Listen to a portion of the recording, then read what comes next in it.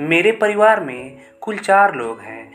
मैं, मेरा छोटा भाई, मेरी माँ और मेरे पिताजी।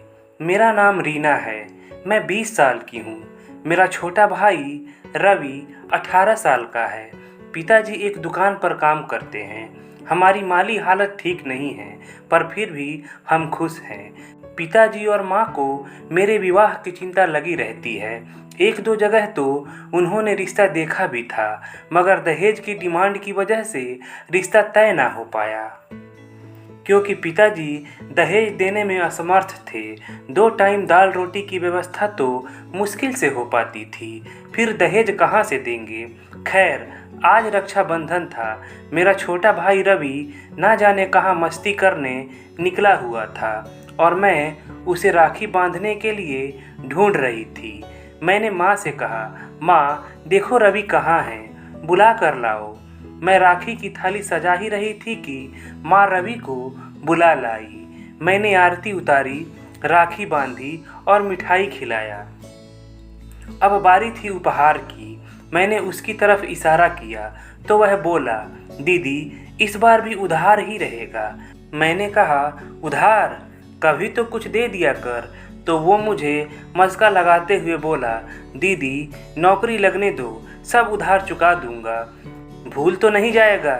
रवि सब कुछ भूल सकता है, लेकिन अपनी दीदी का प्यार और दीदी का उपहार नहीं भूल सकता।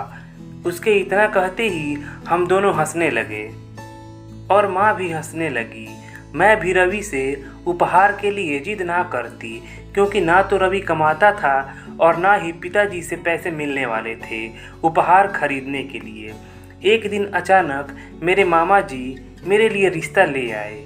मामा जी ने बताया, लड़के वाले काफ़ी पैसे वाले हैं और दहेज भी नहीं लेंगे और शादी भी मंदिर में करने को तैयार हैं। बस उन्हें लड़की सुंदर और संस्कारी चाहिए, जो उनके घर को संभाल सके। बस एक ही कमी है, जिसकी वजह से इतने बड़े परिवार का रिश्ता एक गरीब घर तक पहुंचा है। पिताजी ने पूछा, वो कौन सी कमी है? मामा जी ने कहा, ये लड़के की दूसरी शादी है। दूसरी शादी? घबराइए मत, पहली पत्नी के रहते दूसरी शादी नहीं हो रही है। पहली पत्नी का 1 साल पहले मृत्यु हो चुकी है। पिताजी ने कहा, ऐसे लड़के से शादी कैसे कर दूं, जिसकी पहली पत्नी मर चुकी हो? क्यों मरी, कैसे मरी, कुछ भी पता नहीं। रमेश की पत्नी बीमारी से मरी थी। वे लोग बहुत अच्छे लोग हैं। रीना को किसी प्रकार का कोई दुख तकलीफ नहीं होगा, ये मेरी गारंटी है। मैं उसका मामा हूँ, दुश्मन नहीं। पिताजी ने माँ की ओर देखा। माँ ने सहमति में सिर हिलाया और फिर मेरी शादी रमेश से हो गई। जब मैं ससुराल पहुँची तो उनका घर, गाड़ी और शानो शौकत देखकर मैं दंग रह गई। डर भी लग रहा था कि ना जाने कैसे लोग होंगे ये लोग, लेकिन धीरे धीरे घर संभाल लिया मैंने और सबको जान भी लिया। वे सब लोग बहुत अच्छे थे। मेरे ससुर जैसे रमेश को रमेश बेटा कह के बुलाते, मुझे भी रीना बेटा कह के बुलाते और मेरी सास भी मुझे बहुत प्यार करती। और रमेश की तो पूछिए ही मत, वो तो मुझ पे जान छिड़कता।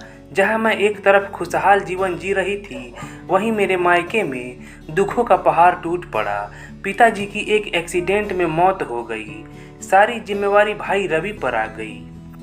रवि काम की तलाश में उस दुकान पर गया जहां पिताजी काम करते थे, तो वहां उन लोगों ने दूसरा आदमी रख लिया था। रवि नौकरी की तलाश में खूब भटका। जब काम नहीं मिला तो वह लोगों के खेतों में, घरों में काम करने लगा, क्योंकि पेट तो पालना ही था।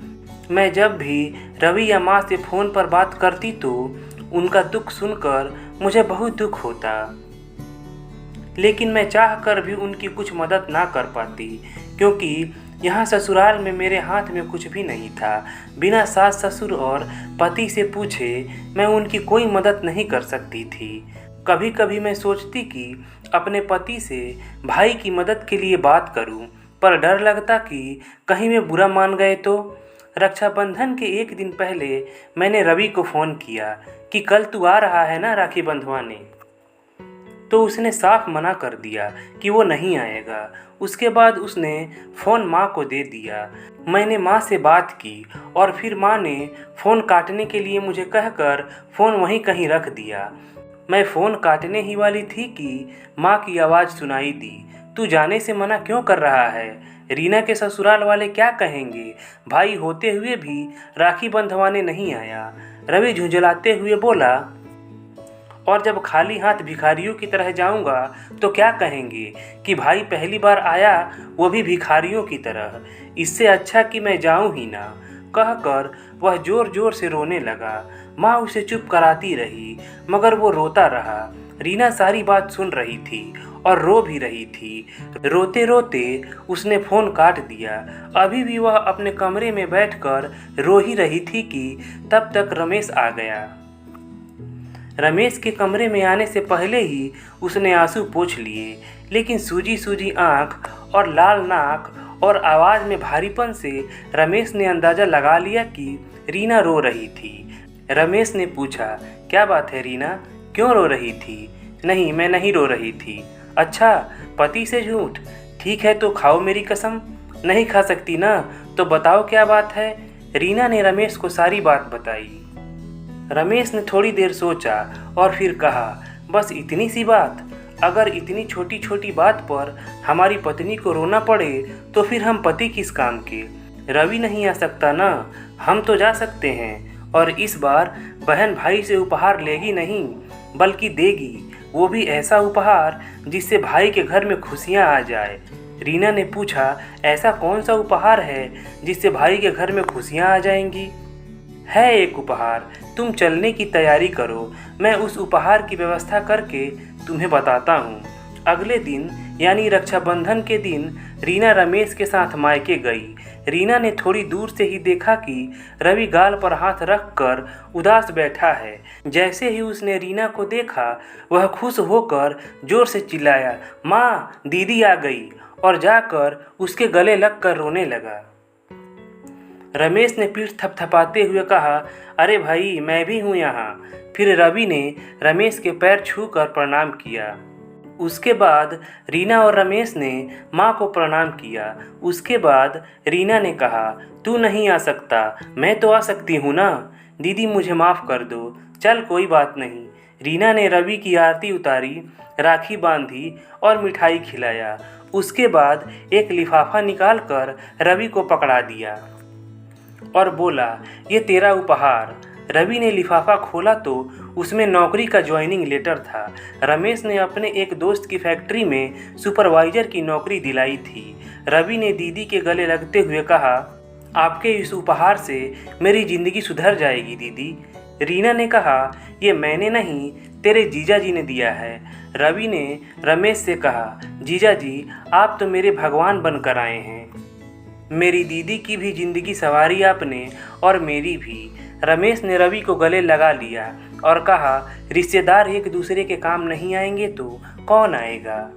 दोस्तों, अगर कहानी अच्छी लगी हो तो प्लीज़ लाइक कीजिएगा। चैनल को सब्सक्राइब नहीं किया है तो चैनल को सब्सक्राइब कर लीजिएगा। तो चलिए मिलते हैं अगले कहानी वाले वीडियो में। धन्यवाद।